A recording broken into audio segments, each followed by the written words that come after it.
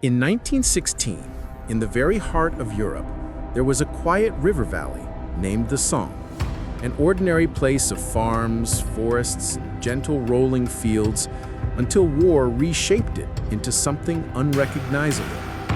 In the early months of that year, Allied commanders met in dim, smoke-filled rooms, studying maps lit by lanterns, convinced they could break the deadlock of the Western Front with one decisive blow.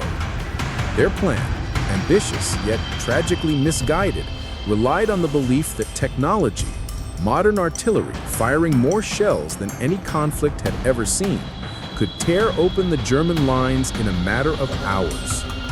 And so, on June 24, 1916, as dawn crawled across the horizon, the largest bombardment in human history began. For 7 days, the sky thundered without rest.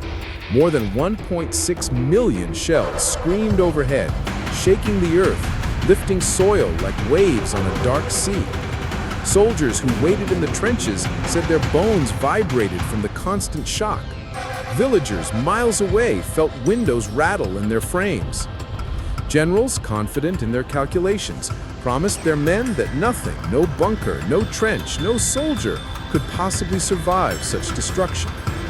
And so, as the clock approached 7:30 a.m. on July 1st, an eerie silence fell. The guns finally stopped.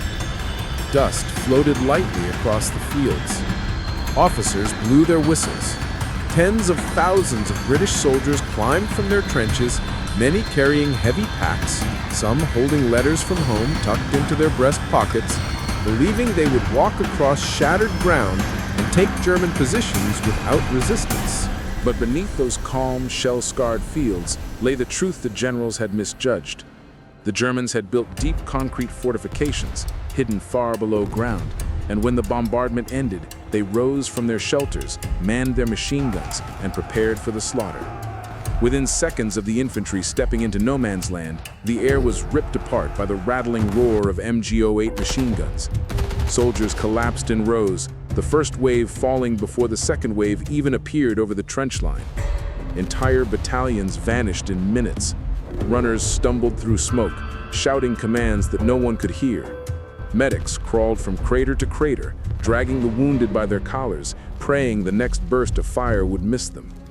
One officer later wrote that it felt as if the very air had teeth. By nightfall, Britain had suffered over 57,000 casualties, the worst single day in its military history. But the battle was far from over. July bled into August, and the once green fields transformed into a churning wasteland. The air smelled of cordite, mud, and decay. The shelling never stopped. Day and night blurred together beneath a sky lit by artillery flashes that flickered like distant storms. The villages of Thiepval, Contalmaison, and La Boisselle were erased so thoroughly that newcomers to the front later asked where the towns had been. Veterans could only point to empty stretches of cratered earth. In the trenches, soldiers battled not only the enemy, but the mud that climbed up their boots like a living thing. Rain mixed with blood, boots stuck so deep that some men had to abandon them and fight barefoot. Letters from home arrived soaked and torn. Rats, fat from feeding on the dead, ran openly across dugouts, fearless and familiar. In September, the British unveiled their secret weapon, the tank. They rumbled forward like metal monsters, clanking and hissing, slow but unstoppable. German soldiers stared in disbelief, some fleeing at the sight of these strange mechanical beasts. Yet the tanks were few, unreliable, and plagued by mechanical failure. Many broke down before reaching the battlefield. Still, the message was clear. War had changed, and the age of machines had arrived. By October, heavy rain turned the Somme into a swamp, where men drowned in mud thicker than cement. Artillery explosions sent geysers of sludge into the air, covering helmets, rifles, and faces until soldiers could barely see. And yet the fighting continued. Every hill, every trench, every farmhouse foundation was captured and recaptured, costing hundreds of lives each time. Trees were shredded into stumps. The ground was so cratered that soldiers described crossing the battlefield as walking across the moon. And through it all, both sides refused to stop. The Somme had grown beyond a battle. It had become a symbol of endurance, of national pride, of a war no one knew how to end.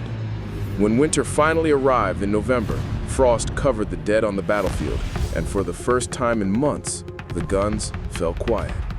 The armies pulled back, exhausted, broken, drained of men and hope. More than 1 million casualties marked the soil of the Somme. British, French, German, young lives lost in fields that once grew wheat and wildflowers. No side claimed victory. No banner was raised.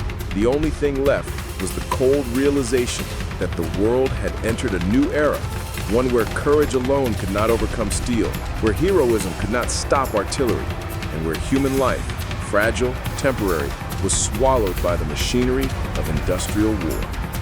And so the Somme remains, over a century later, not a monument to triumph, but a warning carved into history, a reminder of what happens when old beliefs meet new weapons, when nations push generations into storms of metal and fire, and when humanity discovers, too late, that the cost of war can be far greater than anyone ever imagined.